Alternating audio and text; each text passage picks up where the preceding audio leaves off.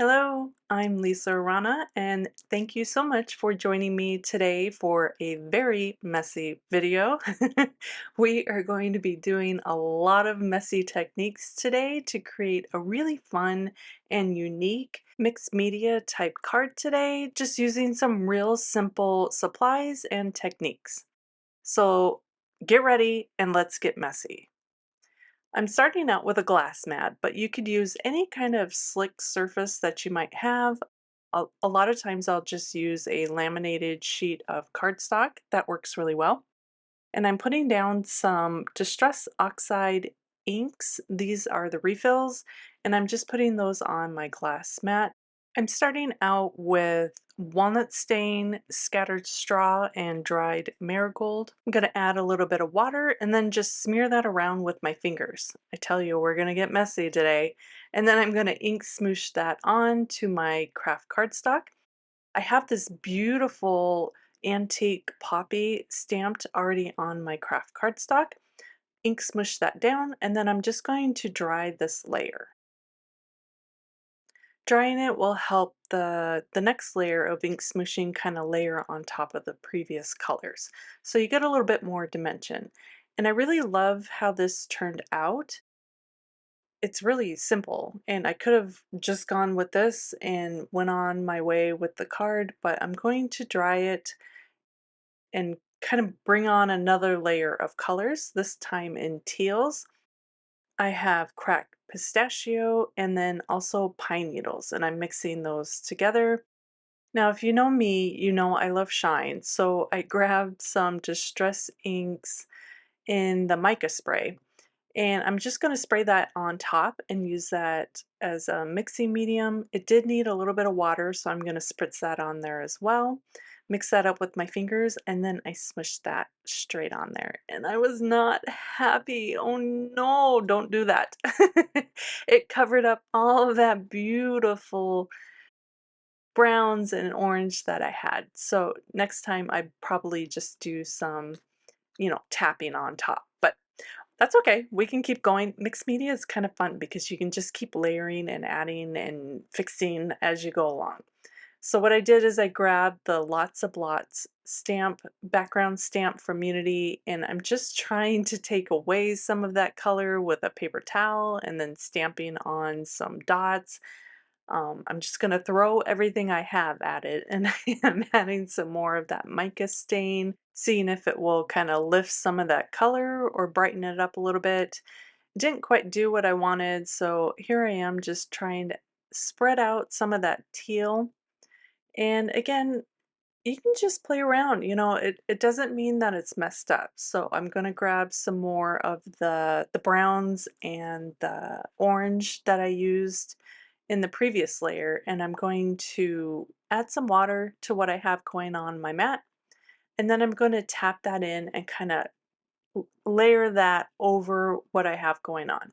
Mainly because I lost that orange that I had going on in the background, the orange and the brown, so I'm going to add that on top of the teals that I added.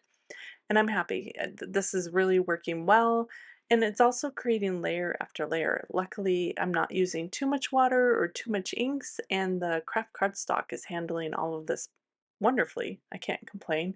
So here we are, just tapping on, trying to bring that color from the background back in. Now at this point, I like the texture from that polka dot, so I'm going to add some more polka dot layers and then dry this really well and kind of see where we're at. It's not bad. I'm kind of happy with that, but we're going to do some more. I'm going to die cut this with the decal and stitches die cut, and then that gives me the shape that I know I'm working with. To help brighten this up a little bit, I grabbed a white pencil and I'm just going to color on some white in that flower. Again, I'm just trying to brighten that up and give us a little bit more of a mixed media look with adding in some colored pencil.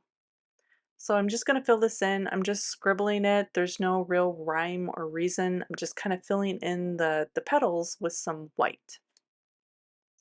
And when that's done, I grab the just a number background stamp from Unity Stamp Company, and I'm just gonna stamp that over the top. I'm using VersaFine Clair ink in Nocturne, and I'm just using my thumb to kind of get an impression from the background stamp. I'm doing the same thing using the Tattered Grid background stamp, this time using Spiced Marmalade.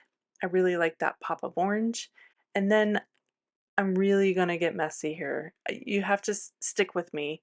This is something we used to do a long time ago with mixed media, and I don't know if you're a mixed media artist, you probably do this still, but for somebody who's kind of clean and simple, I don't really mix ink on my hand or my fingers, but I'm smearing it on and I'm having fun actually doing it. I really like having the control of using my finger and adding smushes all over where I really want it. So I'm using the Nocturne VersaFine Clair ink and then also that Distress Oxide and Spice Marmalade to kind of get the look that I really want.